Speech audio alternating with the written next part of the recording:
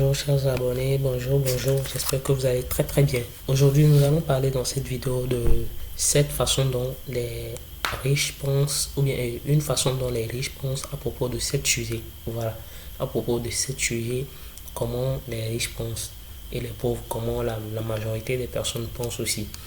Et si vous êtes tombé sur cette page sur la première fois sur notre vidéo, n'hésitez pas à vous abonner, à activer la cloche de notification. Cela nous fera vraiment plaisir. Et à partager la vidéo aussi pour vos proches pour pouvoir leur sensibiliser et leur faire part de cette opportunité ou du partage de connaissances que nous donnons ici sur cette chaîne. Merci beaucoup pour vous d'avoir essayé de faire ces deux choix sur la vidéo et liker et vous abonner. Merci. Maintenant, nous allons parler de cette façon dont les riches pensent à propos de ces sujets, ou bien à propos de cette concept. Nous allons parler d'abord du premier concept. Restez scotché jusqu'à la sixième façon de penser de ces riches. Vous allez voir vraiment que les riches n'ont pas que leur argent. Il n'y a pas que l'argent à vie aux riches. Vraiment, les riches sont vraiment des personnes vraiment psychologiquement très forts. C'est-à-dire dans leur tête, tout est organisé. Donc c'est ça qui fait qu'ils sont riches. Ils sont riches mentalement. C'est ça qui fait qu'ils deviennent riches physiquement. Et nous voyons. Donc nous allons parler de la première. La première, c'est à propos de l'investissement. L'investissement selon le riche, premièrement, le riche n'a pas peur d'investir. Le riche, c'est quelqu'un, et lui, il vit quand même il vit quand même, c'est-à-dire, il vient la peur d'investir. Il investit souvent. On trouve le pauvre, on lui dit tu investis ici, il dit non, j'ai peur, mon argent, j'ai souffert pour trouver l'argent, mais je ne veux pas perdre l'argent. Donc, le pauvre a souvent peur d'investir, mais le riche, autre investit. Il sait quand même que s'il n'investit pas, il n'aura rien. C'est comme par exemple l'anecdote de la livre et l'anecdote qu'on va trouver dans la Bible, voilà, à propos des trois personnes où le patron leur avait donné, je crois c'était des pièces, et une personne a utilisé ces pièces pour commencer par faire du commerce, le deuxième aussi l'a utilisé pour faire quelque chose, mais le troisième est parti l'enterrer. Donc vous allez constater dans tout ça c'est de l'investissement. Donc le troisième n'a pas investi son argent, mais à la fin lorsque le patron est venu, il a arraché les pièces chez lui et il a redonné aux autres, n'est-ce pas? Donc c'est à peu près ce que j'ai appris à propos de l'investissement chez les riches. Les riches investissent beaucoup. Et ça, il faut noter aussi que quand on parle d'investissement, ce n'est pas seulement d'acheter des actifs, d'investir dans quelque chose et autres et autres. Vous pouvez investir premièrement sur vous. Et c'est vraiment le meilleur investissement que vous pouvez faire. Investir sur vous. Investir sur vous, c'est quoi? C'est lire des livres. Et en parlant de lire, la lecture des livres, je vais laisser le lien de notre canal Telegram dans la barre de description. Ce lien va vous diriger directement dans notre canal. Dans ce canal, nous avons beaucoup de livres, nous partageons beaucoup de livres, les livres que je lis, et je trouve que ces livres-là vraiment sont des bons livres. Je les partage dans ce canal. N'hésitez pas à cliquer sur ce lien et à acquérir ces livres et à entrer en possession de ces livres. Et il faut noter que j'ai un livre vraiment qui est très important.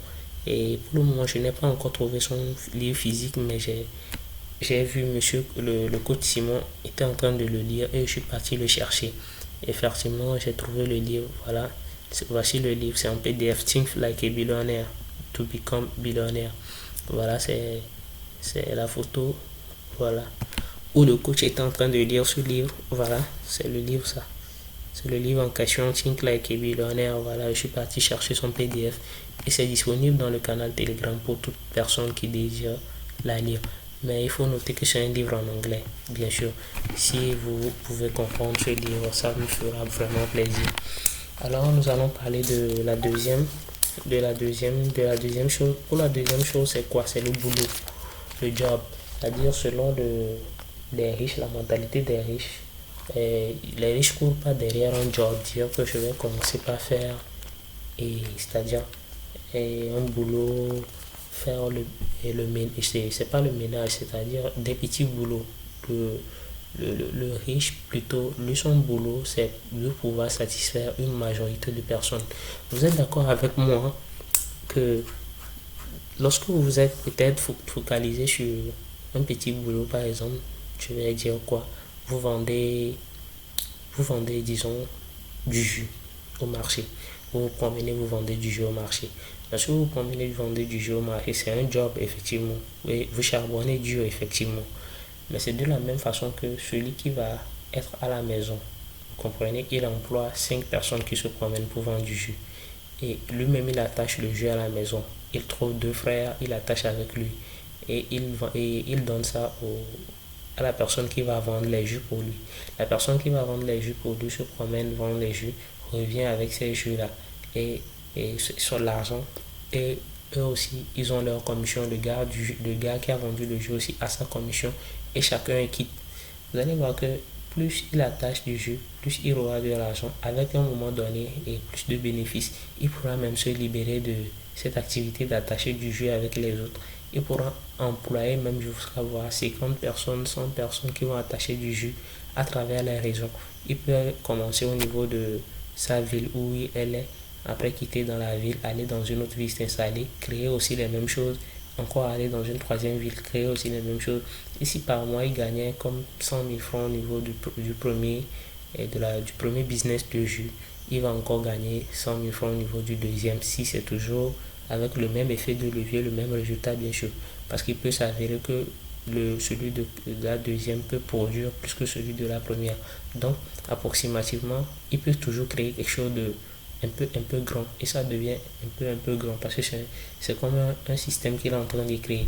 Voilà, donc c'est à peu près la mentalité du riche à propos du boulot. Et le pauvre, lui, ne se focalise que sur son boulot. Matin, midi, soir, il va au boulot, il revient à 18 h, il dort.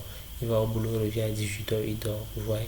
Mais lui aussi il travaille. Je ne dis pas que la vie du pauvre ou bien la mentalité du pauvre n'est pas bonne. Mais il faut comprendre aussi que il n'y a qu'un, c'est-à-dire un risque dans tout ce que nous faisons. Il y a toujours du risque.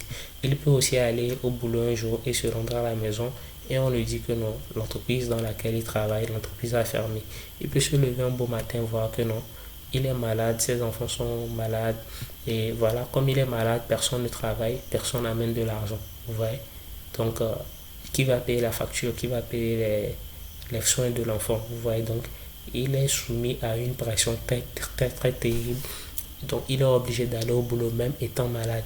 Mais si il s'avérait que il avait commencé avec la vente de ses jus, il pourrait le jour où il est malade même pas aller au boulot et appeler, dire que voilà, aujourd'hui je ne suis pas disponible, mais vous pouvez déposer l'argent sur mon compte.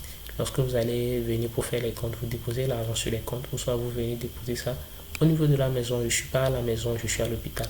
Et effectivement, l'argent sera déposé comme il se doit. Vous voyez, donc, c'est à peu près ce que moi je voulais, c'est ce que j'ai compris au niveau du job et de la manière de penser des riches. Donc c'est la deuxième, ça nous allons parler donc de la troisième. La troisième, c'est le risque. Le millionnaire ou bien les riches pensent vraiment à risquer parce que seulement pas, ils pensent seulement à risquer. C'est pas que le riche aime perdre de l'argent. Il y a une différence entre le risque, prendre un risque et aimer perdre. Non. Et le riche, c'est pas quelqu'un qui veut perdre de l'argent, mais le riche, c'est quelqu'un qui risque pour gagner. Vous êtes d'accord avec moi que si vous ne risquez pas, vous ne gagnez pas. Si quelqu'un, par exemple, je vais prendre un exemple ou une anecdote où deux personnes, voilà, je vais prendre toujours l'anecdote où on parlait de la Bible où les trois personnes sont parties avec les pièces, une a enterré les deux autres se sont servis de cette pièce, de leur pièce pour lancer leur business et ils sont devenus, disons, millionnaires à leur temps. En leur temps, bien sûr. Donc, si on va prendre l'exemple de cette personne, ils pouvaient utiliser l'argent là pour se lancer dans le business et le business a coulé. Vous voyez? Mais ils ont pris quand même le risque de se lancer. Mais contrairement au troisième, elle a eu peur de se lancer avec l'argent d'autrui ou bien l'argent de son patron qu'il avait légué. Et voilà, le patron est revenu après des années retrouver toujours l'argent à sa place. C'est-à-dire l'argent n'a pas fluctué, l'argent n'a pas, c'est-à-dire donné un rendement. Et le patron était énervé parce qu'il a trouvé l'idée de son subordonné stupide de creuser et enterrer son argent. Donc disons à peu près que c'est comme ça notre manière de fonctionner aussi avec notre cerveau. Le cerveau du riche lui dit bah il faut prendre du risque et fructifier ton argent. Il faut prendre du risque et tourner vers les opportunités et changer les opportunités en argent. Changer les trucs dont les gens ne croyaient pas en argent, créer de la valeur et autres et autres. Donc c'est comme ça la mentalité du riche fonctionne. Et donc nous allons parler alors de la quatrième, comment les riches pensent, la quatrième façon dont les riches pensent. Les riches pensent, et au niveau de la quatrième, je vais noter, c'est la sagesse, voilà, la connaissance.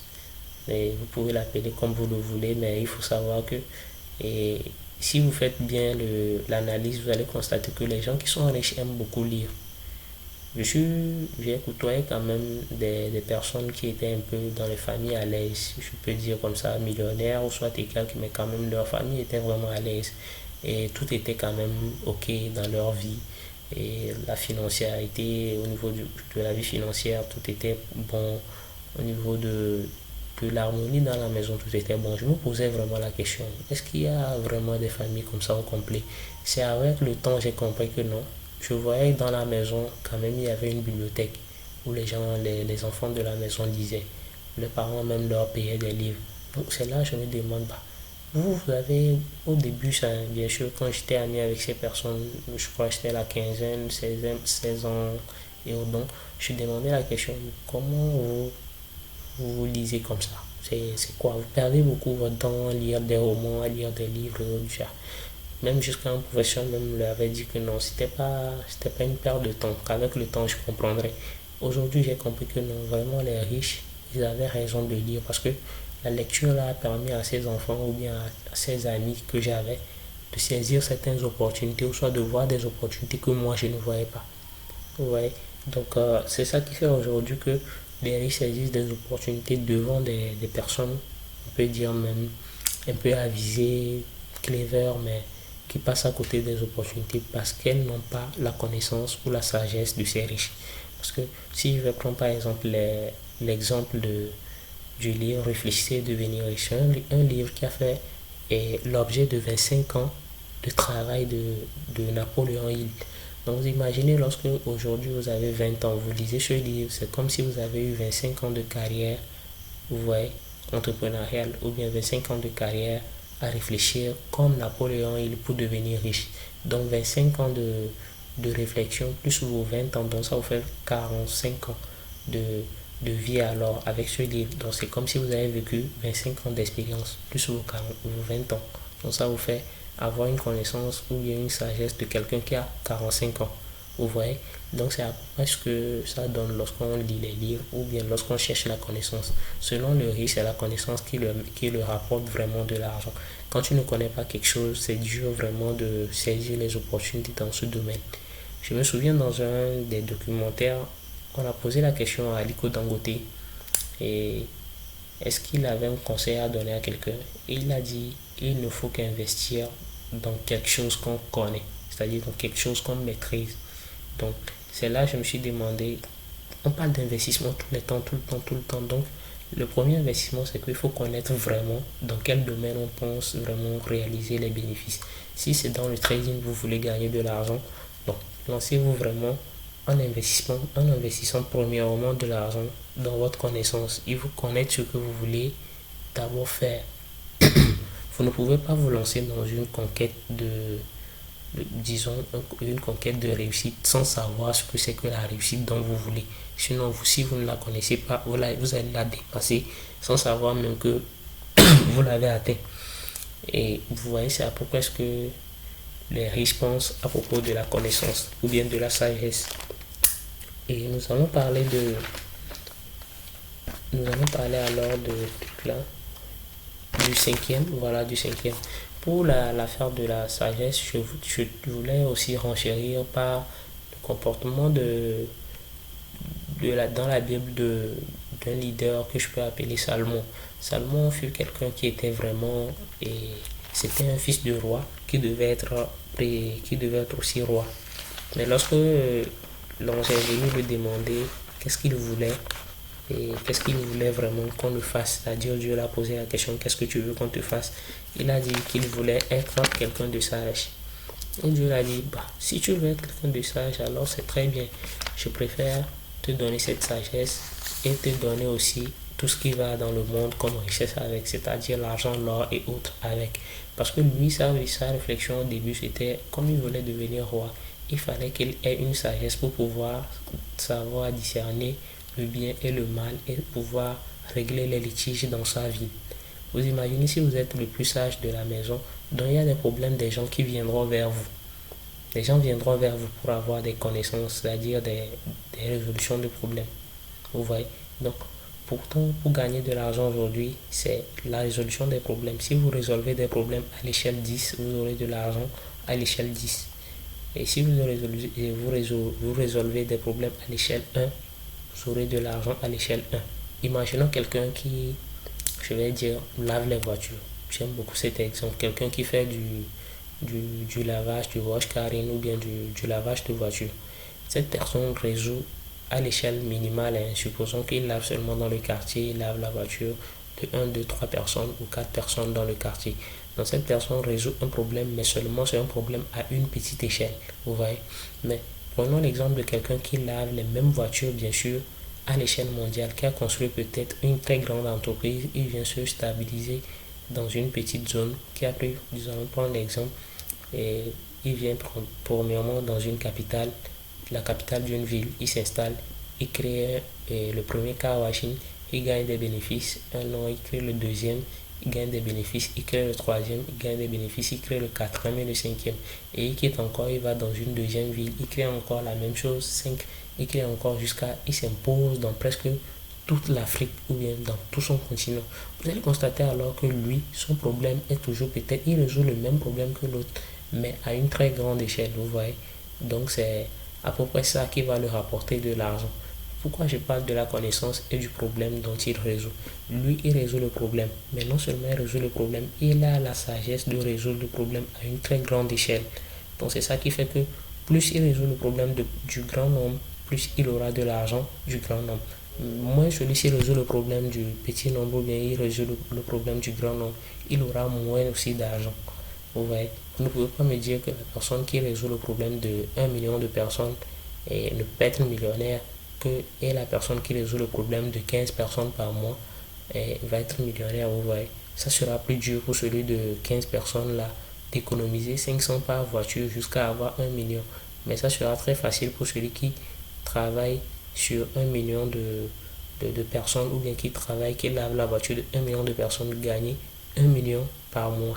Ça sera très facile pour lui parce que c'est 1 million de personnes qui viennent pour laver les voitures par mois. C'est un exemple, je crois. Donc, nous allons parler de maintenant le truc là, la cinquième, si je ne me trompe pas, c'est la cinquième, voilà. La cinquième façon dont les riches pensent et les pauvres pensent. Pour la cinquième façon, c'est à propos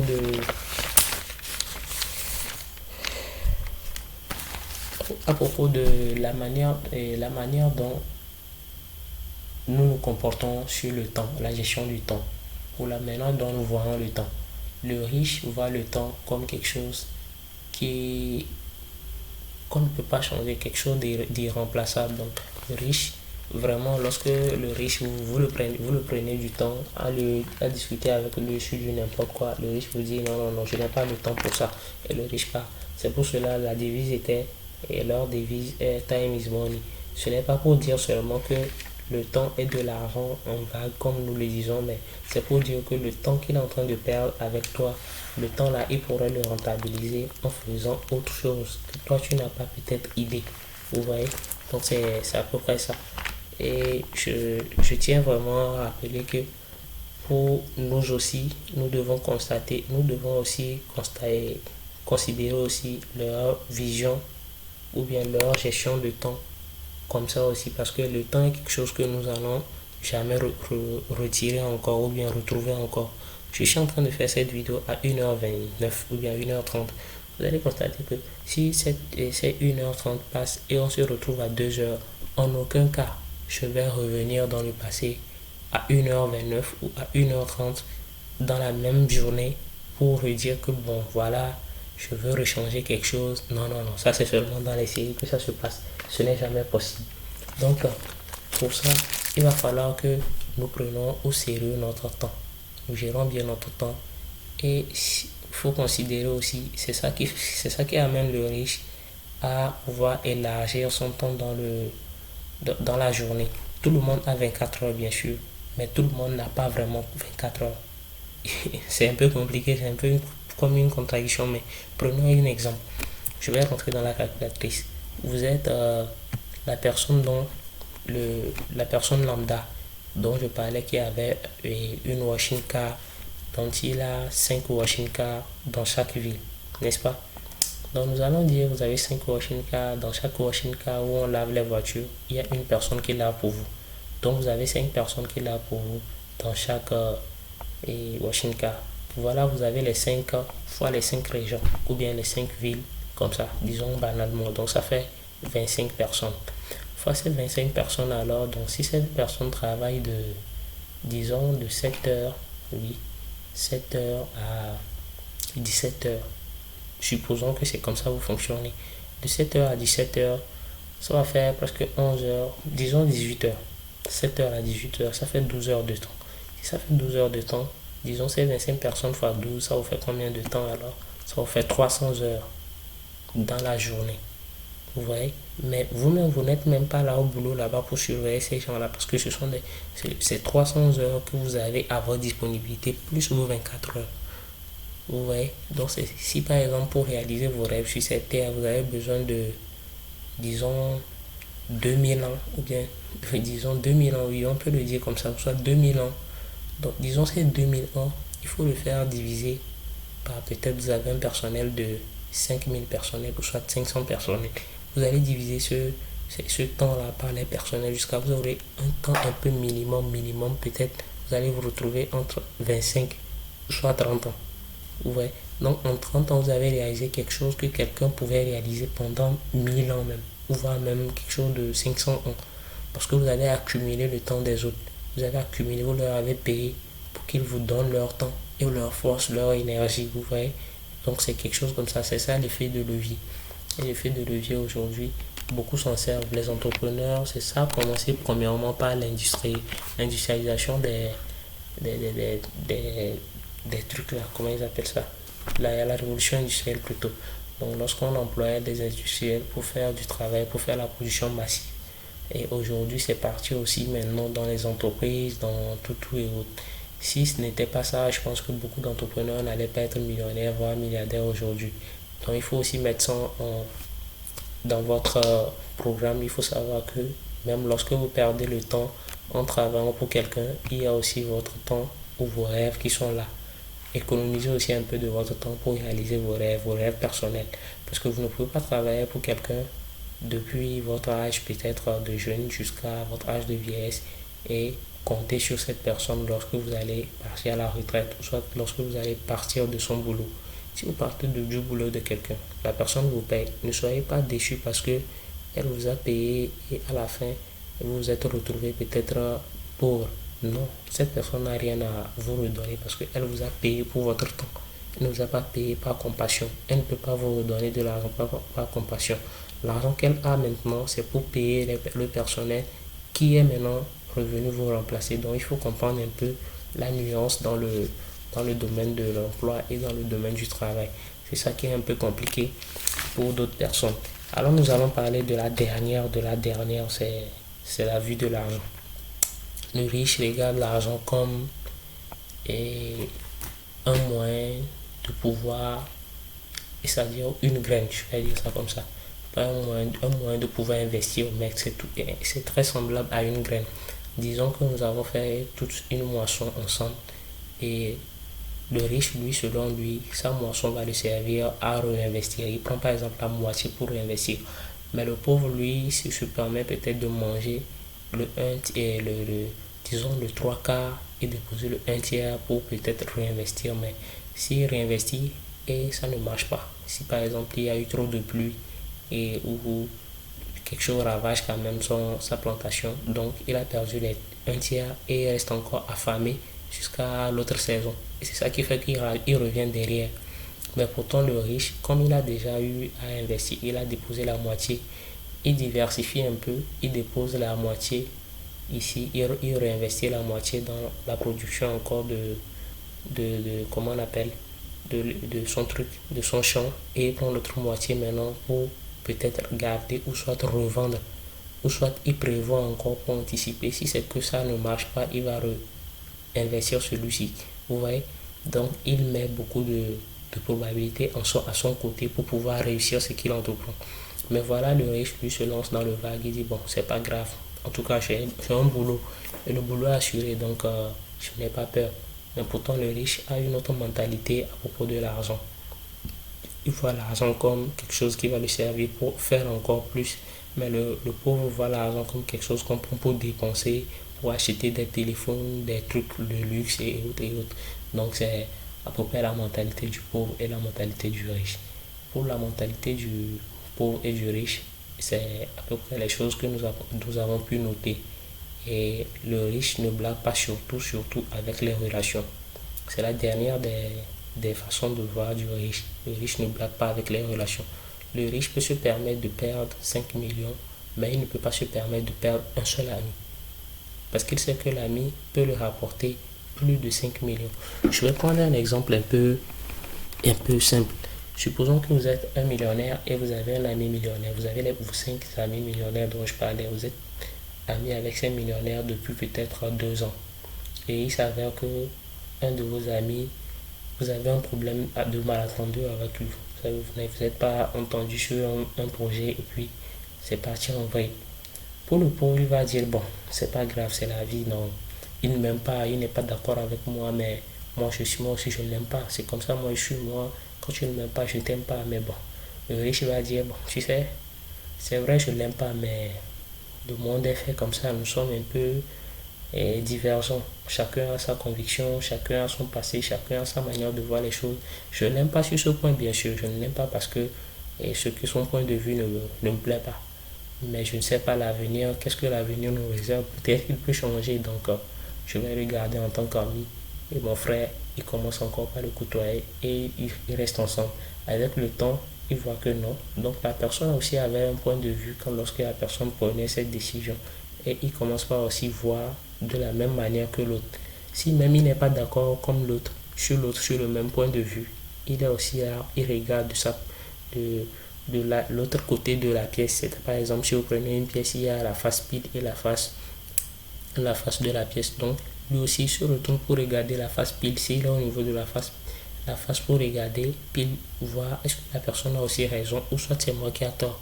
Et s'il voit qu'il n'a pas tort ou bien c'est lui qui a tort, il dit, ah, voilà mon frère, tu m'excuses pour ce qui s'est passé. Et c'est ça qui fait que le riche avance toujours, car il aime écouter les conseils de ceux qui le dépassent ou bien ceux qui sont devant lui, pour être comme le sage dont on avait parlé dans la prochaine vidéo. Et je dis la précédente vidéo, nous avons parlé de l'anecdote dont le riche et plutôt le sage apprend des erreurs des autres et l'intelligent apprend de ses propres erreurs. Donc le riche, lui, se dit, bah, comme celui-ci a échoué dans ce business-là, ou bien comme celui-ci marche dans ce business-là, je vais aller prendre conseil chez celui qui a réussi dans le business. Chez celui qui a aussi échoué dans le business, je ne vais pas le zapper parce que lui a échoué dans le business. Je vais me rapprocher de lui et lui poser la question. Pourquoi toi tu as échoué dans le business? Et s'il me dit ça honnêtement, moi aussi je vais prendre des bonnes proportions, des bonnes bases. Et maintenant je vais m'armer pour aller conquérir ce que je veux. Merci beaucoup d'avoir suivi cette vidéo, d'avoir regardé la vidéo jusqu'ici. Je suis très content de vous avoir sur cette chaîne. Et si vous êtes tombé sur notre vidéo pour la première fois, n'hésitez pas à vous abonner, à activer la cloche de notification et à me laisser des pouces bleus pour pouvoir m'encourager à pouvoir créer et à produire des bons contenus de qualité comme ceux-ci pour vous. Et je vais laisser le lien du canal Telegram, comme je l'avais dit, dans la barre de description pour que vous m'écrivez. Mon lien et Twitter, mon canal, mon lien WhatsApp est dans la barre de description pour toute personne désireuse m'écrire et nous allons discuter et voir comment produire du contenu de bonne qualité et vous épater et vous permettre aussi d'accroître votre capacité ou votre votre mindset pour pouvoir atteindre le million très rapidement. Comme je le dis, alors ciao ciao et à la prochaine. Merci d'avoir suivi cette vidéo.